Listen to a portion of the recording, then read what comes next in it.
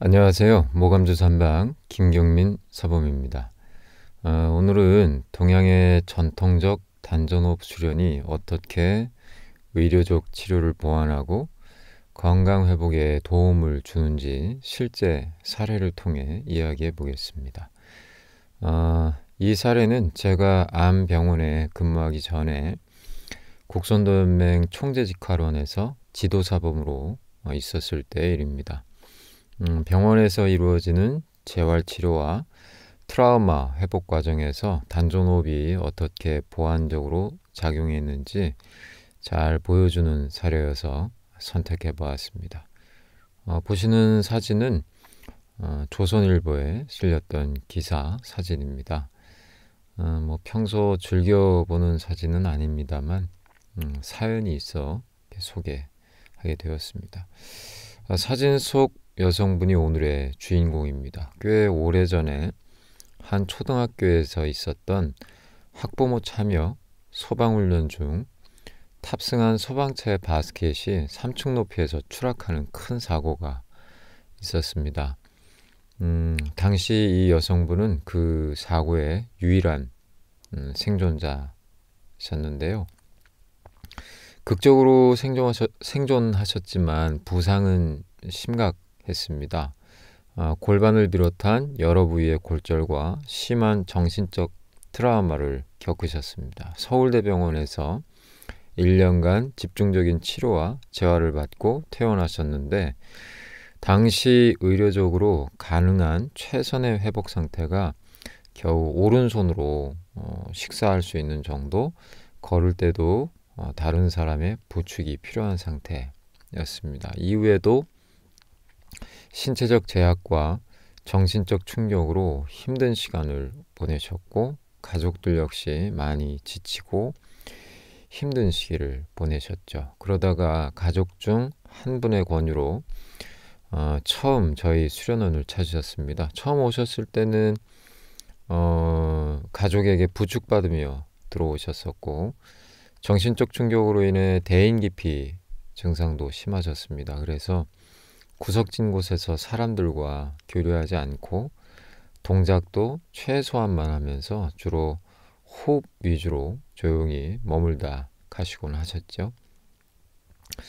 그런데 조금씩 몸이 좋아지기 시작해서 이제 점차 동작이 늘어나고 자세도 조금씩 정돈되면서 몸과 마음의 회복이 동시에 일어났습니다. 사람들과도 자연스럽게 교류하기 시작하셨고 2년이 지날 무렵에는 고급 수련 동작은 물론이고 뜀뛰기까지 또 가능해졌습니다. 이 조선일보 기사 사진에 제가 함께 나온 것은 이제 사실 이 여성분의 배려 때문이었는데요. 나중에 들은 얘기고요. 수련원하고 저에 대한 감사의 뜻으로 인터뷰 수락 조건으로 수련복을 입고 제가 함께 사진에 나오길 원하셨다고 해요. 저는 그것도 모르고 자세 교정해달라고 그래서 자세 교정하다 이렇게 찍히게 된 사진입니다. 아무튼 본론으로 돌아가서 일반적으로 재활치료는 초기 6개월 정도가 매우 중요하다고 하죠.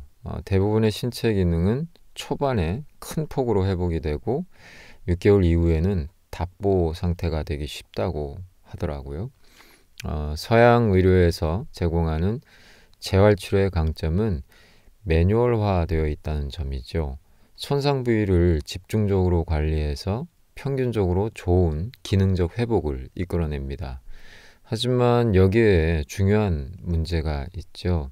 우리 몸은 기계적인 부품들의 조합이 아니라 유기적 통합체라는 것이죠.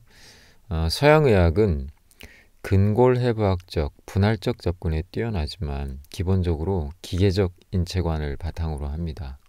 그런데 사람의 몸과 마음은 서로 영향을 주고받는 통합체잖아요. 동양적 표현으로 하면 기운으로 연결되어 있다고 할 수 있고 이 기운은 몸과 마음, 호흡의 영향을 받으면서 끊임없이 변화합니다. 따라서 매뉴얼화된 반복적 동작만으로는 일정 수준 이상의 깊은 회복을 기대하기 어려운 것도 사실이죠. 몸의 유기적 흐름과 마음의 긴장, 호흡의 질을 함께 고려해야 근본적인 치유와 회복이 가능합니다. 이 점에 있어서 단전호흡 수련은 서양적 접근이 채우지 못하는 빈틈을 채워줄 수 있습니다. 단전호흡은 마음을 고요히 하고 깊은 호흡으로 몸의 기혈순환을 촉진합니다. 기운이 원활하게 흐르면 몸의 근육과 관절이 더 촉촉하고 유연해지는 것을 느끼게 되지요. 서양의학적 언어로 표현하면 심부 근육의 긴장이 풀리고 근막과 조직의 혈류순환이 개선되어 더 깊고 섬세한 회복을 가능하게 한다고 말씀드릴 수 있겠습니다. 특히 깊은 호흡은 몸의 중심 근육인 호흡근을 활성화하는데 이 근육들은 신체 움직임과 통증 관리에 핵심적인 역할을 합니다. 이렇게 활성화된 호흡근은 자연스러운 내부 마사지 효과를 일으키면서 몸을 더욱 부드럽고 유연하게 만들어주죠. 실제로 물리치료나 도수치료 등으로 해결되지 않던 통증들이 기혈의 안정과 호흡을 통해서 완화되고 해소되는 사례들은 많이 보고되고 있죠. 물론 단점도 있습니다. 수련 초기에는 이 호흡의 방법, 자세, 마음가짐 등에 대한 학습이 필요해서 초기 진입장벽이 존재합니다. 또 지도자의 숙련도에 따라서 효과가 또 다르게 나타날 수도 있죠.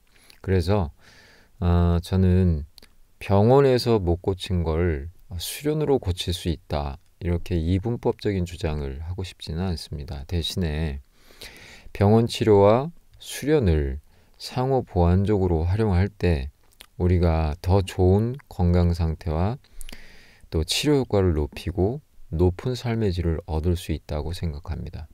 병원에서 제공하는 체계적이고 표준화된 재활치료를 잘 활용하고 동시에 동양의 심신수련 체계가 가진 강점을 접목한다면 더 깊고 근본적인 회복을 기대할 수 있는 거죠. 현장에 있으면서 늘 아쉬운 점은 대부분의 사람들이 서양의학의 혜택에 너무 익숙한 나머지 그것에 대해 너무 과신하거나 더 나아가서 다른 가능성을 배제하기 쉽다는 것입니다.